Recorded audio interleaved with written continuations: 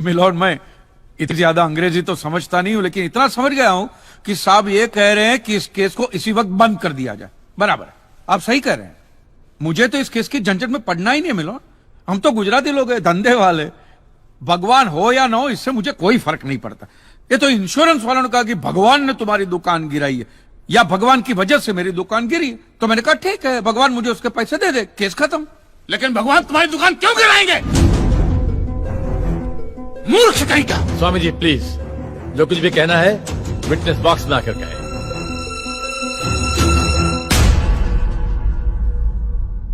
एतस्य पातिकीं क्षम्यताम्, एतस्य पातिकीं क्षम्यताम्। ईश्वर इसके पापों को क्षमा करे। भगवान तुम्हारी दुकान क्यों गिराएंगे? मैं भी तो वही कह रहा हूं, भगवान मेरी दुकान क्यों गिराएंगे? उनको तो बहुत और भी इंपॉर्टेंट काम होते होंगे। तो आप ये इंश्योरेंस वालों से कह के मेरे पैसे दिला दीजिए, बात खत्म हो जाती है। इंश्योरेंस कंपनी भी आपके पैसे क्यों दे? इंश्योरेंस के टर्म्स एंड कंडीशंस पर आपकी साइन है। Exhibit number 1 sir. बस तो मिलोड, फिर मुझे भगवान को ही पकड़ना पड़ेगा।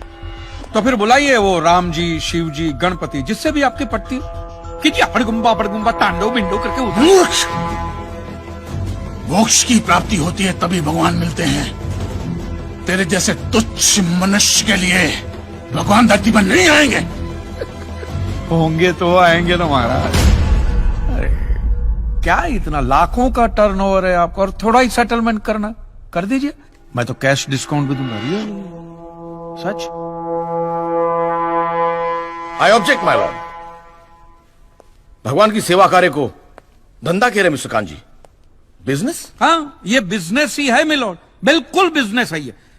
किसी भी धर्म स्थल पे जाइए तो सबसे पहले पार्किंग का पैसा दो, फिर वो छोटी लाइन, स्पेशल लाइन में खड़े रहने का पैसा, फिर फूल, चद्दर, कैंडल खरीदने का पैसा, और दान पेटी बिल्कुल मूर्ति के सामने ही रखते, जैसे सर झुका पैसा डालना पड़ता है। और ये लोग तो भगवान के प्रसाद के लड्डू का भी पैसा लेते हैं मिलोड। जिस तरह म्यूजियम में मोम का पुतला दिखाकर पैसे लिए जाते, बस मंदिर में पत्थर का पुतला दिखाकर पैसे ले लेते। और पुजारियों की तो सैलरी भी होती है, इनकी छोटी है, उनकी बड़ी है। और आपको तो इनकम टैक्स में भी बेनिफिट है कि नहीं है? तो फिर इसमें सेवा कहां से है? और मिलोड, ये तो ऐसा धंधा है जिसमें कभी भी रिसेशन नहीं आता। नहीं, उल्टा रिसेशन में तो इन लोगों का धंधा डबल हो जाता है। हे भगवान, भाई भगवान, हो भगवान। रिलैक्स। चलो मान लीजिए कि ये लोग धंधा करते हैं, फिर भी आपको पैसा क्यों दे? इंश्योरेंस में आप प्रीमियम भरते, इसलिए आप इंश्योरेंस से पैसे मांग सकते हैं, लेकिन मंदिर वाले आपको पैसा क्यों दे? क्योंकि मैंने इनके मंदिरों में भी प्रीमियम भरे हैं महाशय। What nonsense. ये मुझे विश्वास था, आप मेरी बात का विश्वास नहीं करेंगे, इसलिए मिलोड में सारे प्रूफ साथ लेकर ही आया। ये देखिए, ये सब रिसीट मिलोड उस प्रीमियम की है जो मैं पिछले 18 सालों से भरते आ रहा हूं, मेरी वाइफ के कहने की वजह से। ये देखिए, पहला प्रीमियम मैंने भरा था 1501 रुपये का, साउथ में बहुत बड़ा मंदिर है, उसमें मैंने पैसे भरे थे। देखिए, फिर ये देखिए, हर साल 1000 रुपए भर रहा हूं आपके गणपति के स्टॉल में। देखिए, उसे स्टॉल नहीं मंडप कहते हैं। मिलोड, वो मेरी सासू माँ बीमार रहती थी, तो मंदिर वालों ने कहा कि 11,000 रुपया दो, पूजा कराओ, फिर देखो। तो पूजा कराई और सासू माँ टपक गई। चलो वो तो अच्छा हो, लेकिन 11,000 भी गए, वो एक भी रुपया रिफंड का नहीं दिया उन्होंने मुझे। फिर ये देखिए, ये मस्जिद का चंदा, दरगाह की चद्दर, चर्च की कैंडल, फकीर की झोली, बाबा की अगरबत्ती, माँ की चुंदड़ी, टोटल में 10-10.5 लाख रुपया इन सारी दुकानों में भर चुका हूं। बस! बस! क्या दुकान लगा रखा है? इसे मंदिर कहते हैं, मंदिर! और मंदिर में लोग अपने परिवार की शांति और समृद्धि के लिए अपनी इच्छा से पैसा देते हैं। तो मैंने भी मेरे परिवार की शांति और समृद्धि के लिए ही पैसे भरे थे महाराज, कोई गन्ना चूसने के लिए इन्वेस्ट नहीं किए थे। लेकिन आपके भगवान ने मेरी शांति उखाड़ के फेंक दी, क्योंकि भूकंप तो मिलोड सिर्फ भगवान ही ला सकते, इंसान के बस की तो बात है ही नहीं। तो मुझे बताइए, मेरा हक नहीं बनता भगवान से पैसे वसूलने का? मिस्टर कांजी, आपका झगड़ा भगवान से है ना, तो डायरेक्ट भगवान से पैसे मांग लीजिए ना, मंदिरों के पास क्यों मांग रहे? वकील साहब, आपके घर में बिजली या इलेक्ट्रिसिटी कौन सी कंपनी की आती है? रिलायंस की ना। तो घर में जब कभी भी बिजली का प्रॉब्लम होता है तो आप रिलायंस की ऑफिस में ही फोन करेंगे ना, सीधे अनिल अंबानी को तो नहीं बुलाएंगे ना। अनिल भाई आओ लाइट गई, अनिल भाई आओ लाइट गई। साइलेंस। आप कहना क्या चाहते हैं? What do mean? ये जो साधु यहाँ है, ये जो पंडित जी यहाँ है, ये क्या भगवान के ऑफिसर्स है? नहीं नहीं, ये लोग ऑफिसर्स नहीं है भाई। ऑफिसर तो पढ़े लिखे लोग होते हैं। ये लोग तो देखो देखो मुंह देखो, सेल्समैन है मिलोड, सेल्समैन। ये भगवान के कलेक्शन एजेंट है, क्योंकि इन्होंने भगवान की फ्रेंचाइजी ली। न्यायाधीश महोदय, ये मनुष्य नास्तिक है। जो ये कह रहा है उसका ज्ञान स्वयं से नहीं है, परंतु हम तो साधु हैं, इसे क्षमा कर देते हैं। लेकिन इस अधम पाप के लिए दुनिया इसे कभी माफ नहीं करेगी। तेरा घर से निकलना कठिन हो जाएगा अगर भगवान के विरुद्ध कुछ भी कहा तूने। मैया मोरी, ये आपको मेरी चिंता हो रही है कि मिलोड के सामने मुझे चेतावनी दे रही हैं? हमें जीव मात्र की चिंता है। तो फटाफट पैसे निकाले, बात खत्म कीजिए फिर। My Lord, this is enough. ये डोनेशन रिसीट्स है, जनरल सबमिशन। भगवान और मेरे क्लाइंट के बीच कोई एजेंसी एग्रीमेंट नहीं है। हाँ जी, बेतु की बात कर रहे हैं।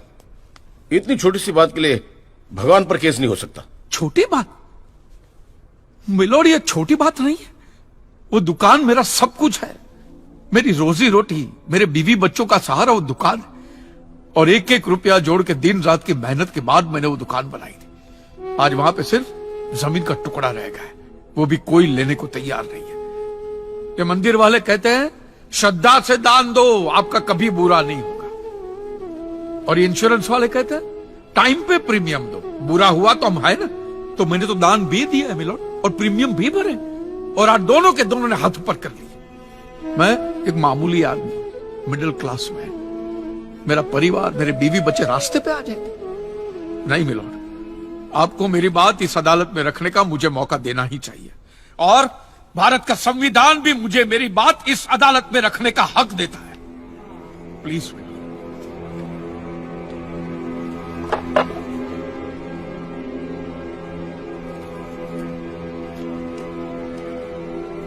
एक मिडिल क्लास बिजनेसमैन के लिए 1 करोड़ रुपए बहुत बड़ी रकम होती है, और खास तौर से सवाल जब उसके सर्वाइवल का हो। इसलिए यह अदालत कांजीलाल जी के मुकदमे को एक्सेप्ट करती है।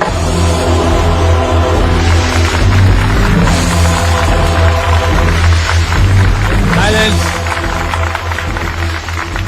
और सारे एविडेंस और आर्गुमेंट्स को अच्छी तरह एग्जामिन करने के बाद यह फैसला देगी कि मिस्टर कांजीलाल को इनके पैसे मिलेंगे या नहीं।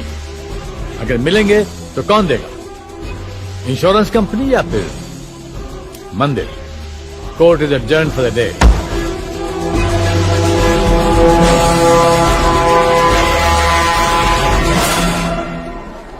रुकिए रुकिए महाराज, अब आप लोगों को जितनी पूजा करनी हो, आरती करनी हो, जितना घंटा हिलाना हो, सब हिला लीजिए आप।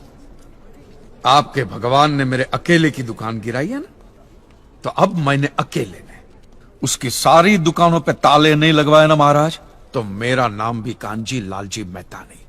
और ये मेरी आप लोगों के लिए कोई चिंता फिंता नहीं, खुली नंगी चेतावनी।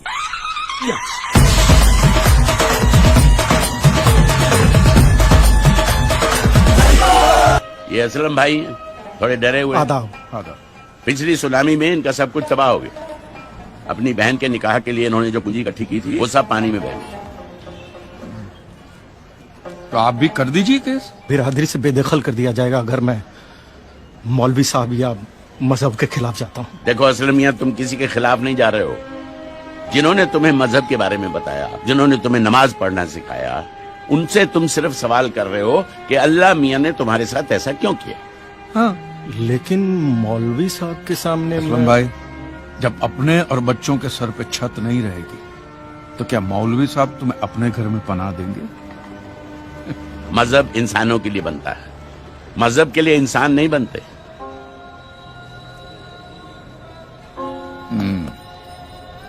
हनीफ भाई, इन सबके पेपर तैयार करने में कितना टाइम लगेगा? जितना वक्त टाइप करने में लगेगा। फिर हो जाए।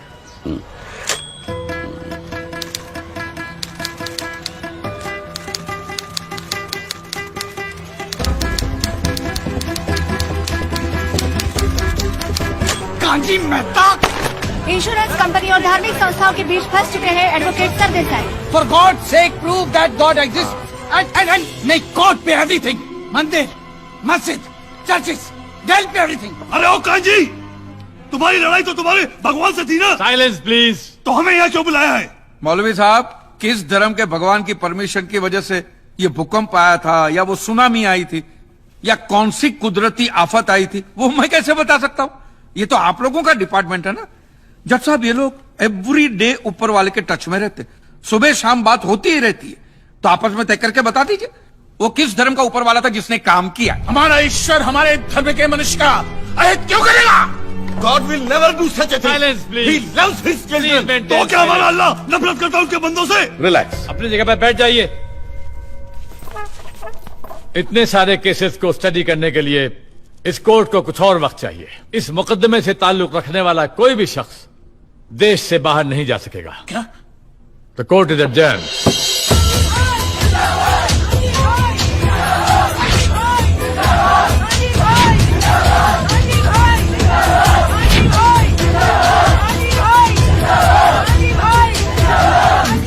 महाराज, ये तो सरकारी जगह है, यहां से तो सुरक्षित निकल जाओगे, लेकिन इन लोगों से मंदिरों में, गिरिजाघरों में, मस्जिदों में किस किस से बचोगे?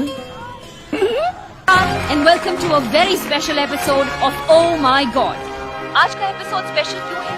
क्योंकि आज पहली बार आपके और हमारे सवालों के जवाब देने को तैयार हुए हैं कांजी लालजी मेहता। बहुत से लोग इन्हें पागल और सनकी समझते हैं। ये वही इंसान है जिन्होंने भगवान पे केस किया है। कांजी भाई, वेलकम टू आवर शो। मेरा सबसे पहला सवाल आपसे ये है कि आप सभी धर्मों के पीछे क्यों पड़े हैं? आप लोग मीडिया वाले मैडम, आप लोग सवाल ही ऐसा पूछते हैं कि जवाब देने से पहले ही आदमी दोषी साबित हो जाए। मैं सब धर्मों का आदर करता हूं और किसी भी धर्म में मानता नहीं। ये आदमी कभी नहीं सुधरेगा। और अगर भगवान है तो मेरे सारे सवालों का जवाब देंगे। उतना ही नहीं, वो मेरी लड़ाई में शामिल भी होंगे। वो कैसे?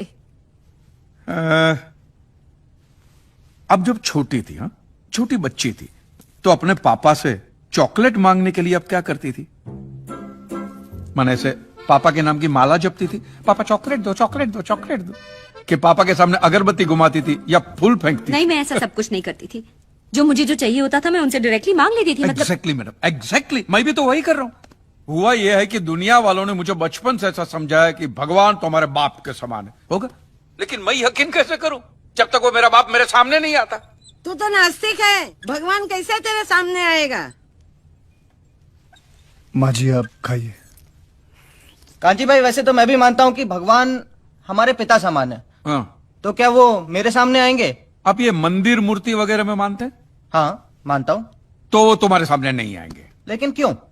क्योंकि आप उनको मंदिर मूर्तियों में ढूंढ रहे हो ना, फिर उनको रूबरू होने की क्या जरूरत है? नहीं नहीं, लेकिन ये तो गलत है।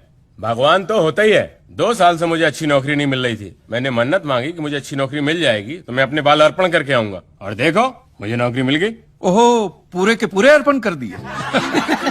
अच्छा, आप जरा सोचिए, आप सुबह सुबह तैयार होकर फर्स्ट क्लास ऑफिस के लिए निकलते, काम के लिए निकलते, और जैसे आप घर का दरवाजा खोलते हैं, सामने बालों का ढेर पड़ा हुआ, काले बाल, सफेद बाल, कुछ डेंड्रफ वाले बाल, कुछ ऐसे जूं वाले बाल, हर किस्म के बालों का बूफे लगा हुआ है।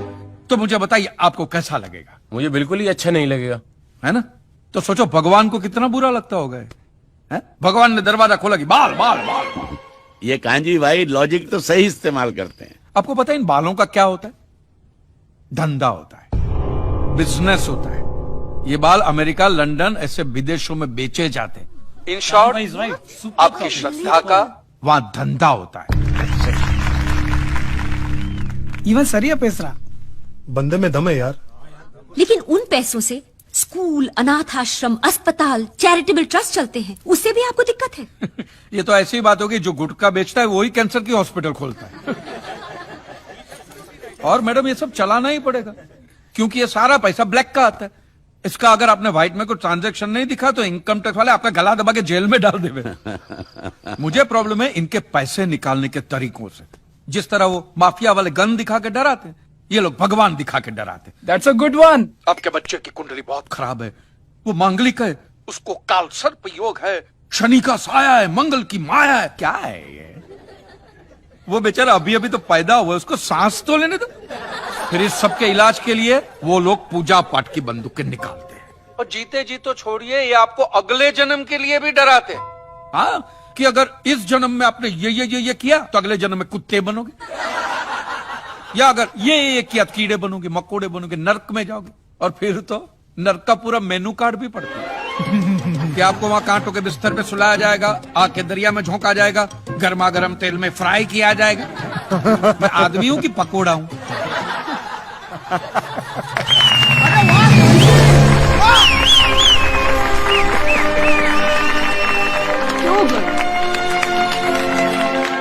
तो आपके हिसाब से धर्म की परिभाषा क्या है? मैं समझता हूं जहां धर्म है ना, वहां सत्य के लिए जगह नहीं है, और जहां सत्य है, ट्रूथ है, वहां धर्म की जरूरत ही नहीं है। बिल्कुल सही कह रहा है। धर्म या मजहब एक इंसान की जिंदगी में क्या काम करता है?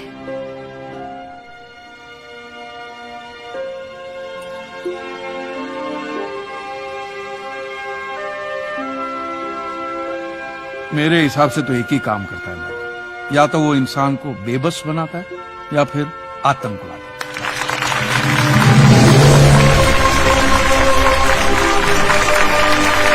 He's too good. नहीं सुन रही। Motivate. Oh my God. Oh my God. Kanji भाई, really you have changed my concept about God. Honestly, court का नतीजा कुछ भी नहीं है। आज की युवा पीढ़ी, युवा क्या, हर पीढ़ी को आप जैसी सोच की जरूरत है। I applaud you. Hey guys, he's my father.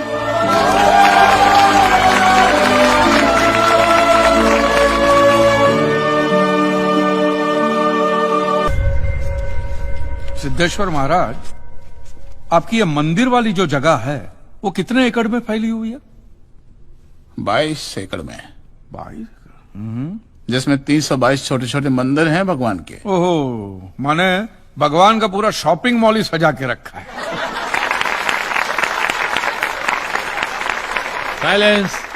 और इन सारे मंदिरों में भगवान की सेवा के लिए 142 पुजारी हैं, समझा? आपके मंदिर के बाहर भिखारी कितने बैठते हो पता है आपको? क्या? भिखारी अंदर की 320 मूर्तियां, 142 पुजारी याद है आपको, लेकिन आप ही के मंदिर के बाहर बरसों से कितने भिखारी बैठते हो याद है आपको? मिलॉर्ड, इनके मंदिर के बाहर जो भिखारी बैठते उसमें किसी को भी मंदिर के अंदर एंट्री नहीं है। अब धूप हो, बारिश हो, बाहर सड़ते रहने का, अंदर पैर नहीं रखने का। ना मत कहना, ये आप ही के मंदिर के पुजारी ने मुझे बताया था। उसने तो मुझे ये भी बताया था महाराज कि कांजी भाई, ये केस अगर आपको जीतना है ना भैया, तो हर सोमवार को आइए। तो मैंने पूछा मिलॉर्ड कि मैं कहाँ हूं? तो कहते हैं शिव जी के मंदिर में आइए और 1 लोटा दूध चढ़ाइए, फिर देखिए। मैंने बोला ठीक है, ये भी करके देख लेते। तो मिलॉर्ड में पहुंच गया मंडे को दूध का लोटा लेकर। ये लंबी लाइन लगी हुई, सबके सब हाथ में लोटा पकड़ के खड़े हुए थे ऐसे। मैंने सोचा अंदर जरूर कोई दूध पीने वाला होगा, वरना ये सबके सब गधे थोड़ी है जो ऐसे लोटा पकड़ के लाइन में खड़े। मेरा नंबर है, मैं अंदर गया, अंदर कोई नहीं था दूध पीने वाला, कोई नहीं। बीच में वो काला पत्थर पड़ा हुआ था, उसे शिवलिंग कहते हैं, मूर्ख। हाँ, शिवलिंग पड़ा हुआ था, और वो पत्थर मिलो, वो पत्थर दूध था, और वो पत्थर के बिल्कुल बगल में से छोटी सी पतली सी नाली में से वो सारा दूध बाहर की ओर जा रहा। मैंने बोला कि यस, बाहर तो कोई खड़ा होगा दूध पीने वाला। देखा, बाहर भी कोई नहीं था। वो सारा दूध मिलो उस नाली से निकलकर बाहर गटर में जा, टोटल वेस्ट। और वो गटर को लग के एक भिखारी खड़ा हुआ था, बेचारा 4-5 दिन का भूखा होगा महाराज, भूख के मारे वो कांप रहा था। उसको शायद ये दूध ही पीना था, लेकिन गटर में से कैसे? तो उस भिखारी को मैंने मेरा दूध का लोटा दे दिया, और दूध पीकर उसने मुझसे क्या कहा पता है? भगवान तेरा भला कर।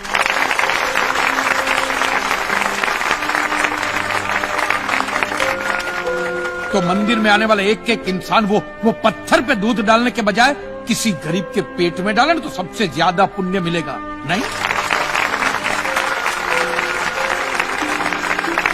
और हाँ मौलवी साहब, किसी दरगाह पे फूलों की चादर उड़ाने के बजाय किसी नंगे फकीर के बदन पे कपड़ों की चादर उड़ाई जाए ना तो अल्लाह को बहुत खुशी मिलेगी। और जीसस के सामने मोमबत्तियां जलाने से अच्छा है किसी गरीब की झोंपड़ी में जलाइए, तो उसके घर में कभी अंधेरा नहीं होगा। क्यों, तुम भी भगवान को नहीं मानते क्या? अरे मैं खुद भगवान हूँ। अच्छा, तो मैं अमिताभ बच्चन हूँ। देखो कांजी, दूध, चद्दर, मोमबत्ती ये सब चढ़ाना एक प्रथा है। भगवान की पूजा अर्चना, इन सब का मूल्य तुम नहीं समझोगे क्योंकि तुम एक नास्तिक हो। जगत की मोह माया से तुम अभी तक मुक्त नहीं हुए। आप तो हो गए हो ना, आप तो बिल्कुल मोक्ष के दरवाजे पे खड़े हो। तो ये जो रीति रिवाज के नाम पे ढोंग चलते उनको बंद करवाइए ना महाराज। शनिवार को हनुमान जी की मूर्ति पे कितना तेल बर्बाद होता है पता है आपको? लोग 2 रुपये के 5 रुपए के सिक्के यूं यूं यूं करके मूर्ति पे चिपकाते हैं। हनुमान जी इन सारे चिल्लर का क्या करेंगे? कांजी भाई बिल्कुल ठीक कह रहे हैं। साईं बाबा अपनी पूरी जिंदगी गरीबों के लिए और गरीबी में जिए। जब तक वो जिंदा रहे तेल की एक एक बूंद के लिए दर बदर भटकते रहे, और आज उनके मरने के बाद उनके लिए करोड़ों का सिंहासन, सोने का मुकुट, किसके लिए बताइए महाराज। एक बात बताइए, जो भी भक्त भगवान की श्रद्धा से सच्चे दिल से भक्ति करता है उस पर तो उस परम कृपालु की कृपा दृष्टि रहती है ना? रहती है ना? आया ना? तो चलिए महाराज मुझे यह बताइए कि अमरनाथ और वैष्णो देवी की यात्रा पे जाती हुई बस नीचे खाई में क्यों गिर जाती है? वो तो भगवान की भक्ति के लिए जा रहे थे, श्रद्धा से भजन गाते गाते जा रहे थे, तो भगवान ने डायरेक्टली उनको ऊपर बुला लिया। और आप मुझे एक गाड़ी ऐसी बताइए जिसका एक्सीडेंट हुआ हो और जिसके अंदर भगवान की मूर्ति या फोटोग्राफ ना हो। बताइए बताइए। आई object my Lord. From day one ये आदमी बातों को यूं यूं गोल गोल घुमा रहा है। मिस्टर कांजी, ये कोई डिबेट नहीं है अच्छे बुरे की, ये कोर्ट है और यहां प्रूफ चलता है, और हमारे पास प्रूफ है, इंश्योरेंस पेपर्स पर आपके सिग्नेचर्स। इसलिए लीगली आपको कोई हक नहीं बनता इंश्योरेंस कंपनी से पैसे मांगने और जहां तक हमारा प्रश्न है, बीमा कंपनी के नियमों को हम नहीं मानते। अगर उन्होंने लिख दिया कि भूकंप जज साहब ने करवाया है तो क्या जज साहब पैसे देंगे? इसी तरह पॉलिसी में भगवान का नाम लिख देने से भगवान पैसे देने के लिए प्रतिबद्ध नहीं होते। अगर आप चाहते कि भगवान आपके पैसे लौटा दे तो ये प्रूफ करो कि ये भूकंप भगवान ने किया है। किया ही है ना? इन राइटिंग है, कहीं लिखा हुआ तुम्हारे पास है? Any proof? मिलॉर्ड, ये mister kanji, court of law में सिर्फ दलीलों पर फैसले नहीं होते। आपकी दलीलें, आपके आर्गुमेंट्स आम जनता के लिए कितने भी वैलिड क्यों ना हो, लेकिन अगर आप उन्हें साबित नहीं कर सकते हैं तो उनका कोई मतलब नहीं। आपके पास कोई सबूत है? No milord. In that case यह अदालत आपको 1 महीने का आखिरी मौका देती है। अगली डेट पर अगर आप सबूत नहीं पेश कर सके तो I am afraid you will have to rest your case and all others. Court is adjourned for the day. Relax. अगली बार इस कोर्ट में नजर आए ना तो मानहानि का ऐसा केस ठोकूंगा पहने हुए कपड़े भी उतर जाएंगे। रिलैक्स। आज भगवान पे किए गए मुकदमे की आखिरी पेशी है। क्लेम की रकम है 400 करोड़। क्या कांजी भाई ये केस जीत पाएंगे? ये देखना बाकी है। You may please proceed. Your honour, इससे पहले कि मिस्टर कांजी अपने तीखे और कटाक्ष भरे व्यूज बिना किसी रेफरेंस प्रदर्शित करें, मैं उनसे पूछना चाहता हूं कि उनके पास कोई प्रूफ है जिससे वो साबित कर सके कि उनकी दुकान भगवान ने गिराई है। मिलॉर्ड, अब जो सवाल मैं पूछने जा रहा हूं उसके लिए मुझे एक ज्ञानी पंडित की जरूरत है। तो आप मेरे जो भी कोई ज्ञानी पंडित है वो यहां पे आए। सिर्फ ज्ञानी आए, ज्ञानी। हाँ, आप बैठ जाइए।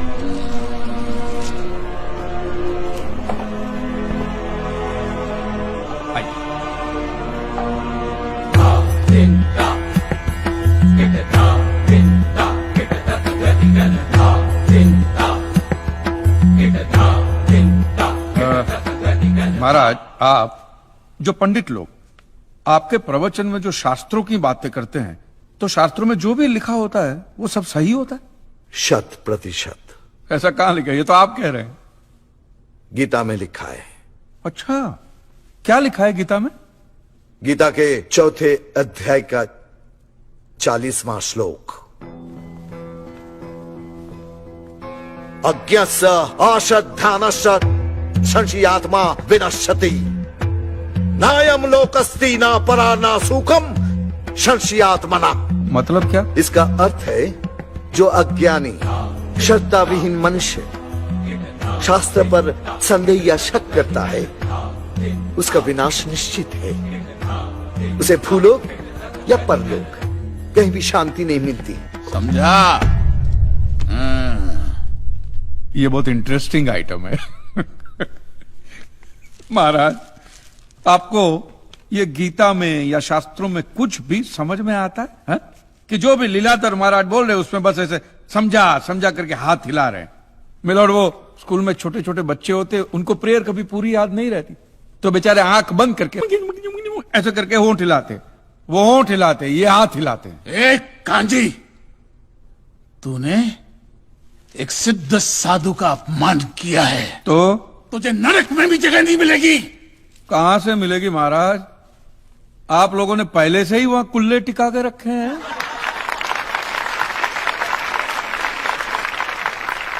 तेरा ये दुस्साहस नास्तिक!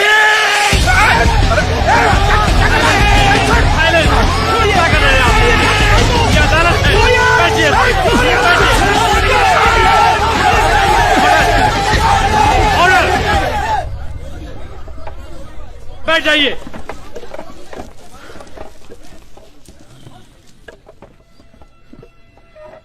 दुखेष्वनु द्विग्न मनः सुखेषु विगत स्पृह वितराग भय क्रोध स्थित धीर मुनि रुच्यते। अध्याय 2 श्लोक 56वां।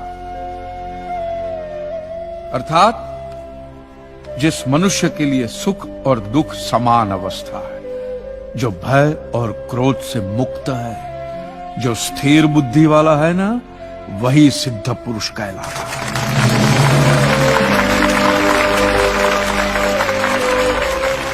ये मुझे गीता सिखाएंगे? अरे ये क्या गीता सिखाएंगे मिलॉर्ड, इन लोगों की तो आईक्यू भी रूम टेम्परेचर से लो है। आपको 2 बात किया कही मैंने उकसाने के लिए, भड़काने के लिए, मुझे मारने चले हैं। ऐसी है आपकी सिद्धि सिद्धेश्वर? मिस्टर कांजी, उनकी सिद्धि क्या है यह कोर्ट का मुद्दा नहीं है। कोर्ट का मुद्दा यह है कि आपकी दुकान किसने गिराई?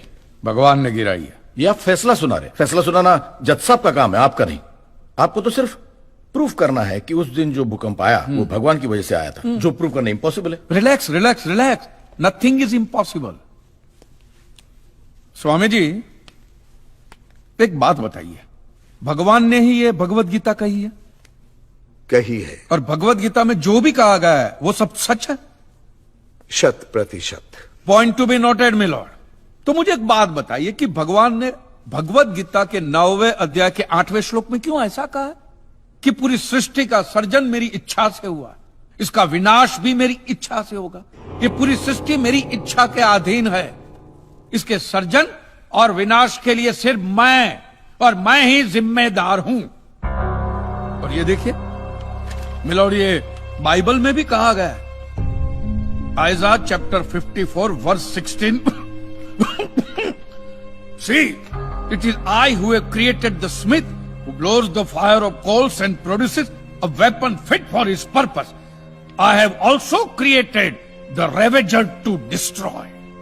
अब ये देखिए, ये कुरान शरीफ में भी है। सूरह जलजला 99 आयत 1 से 8 में भी लिखा है कि जब जमीन अपनी पूरी शिद्दत के साथ हिला डाली जाएगी और जमीन अपने अंदर के सारे बोझ को निकालकर बाहर डाल देगी और इंसान कहेगा कि ये उसको क्या हो रहा है, उस दिन वो अपने ऊपर बीते हालात बयां करेगी, क्योंकि तेरे रब ने उसे ऐसा करने का आदेश दिया होगा।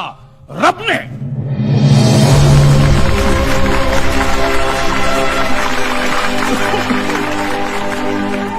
इन सारी बातों का मतलब एक ही होता है मिलोन, कि ये भगवान द्वारा किए हुए भूकंप से ही मेरी दुकान गिरी है। मतलब it is an act of God. ये सब ऊपर वाले की करनी है। और मेरे साथ साथ जिन लोगों का नुकसान ऊपर वाले की वजह से हुआ है, उन सब के पैसे भी ऊपर वाला ही देगा।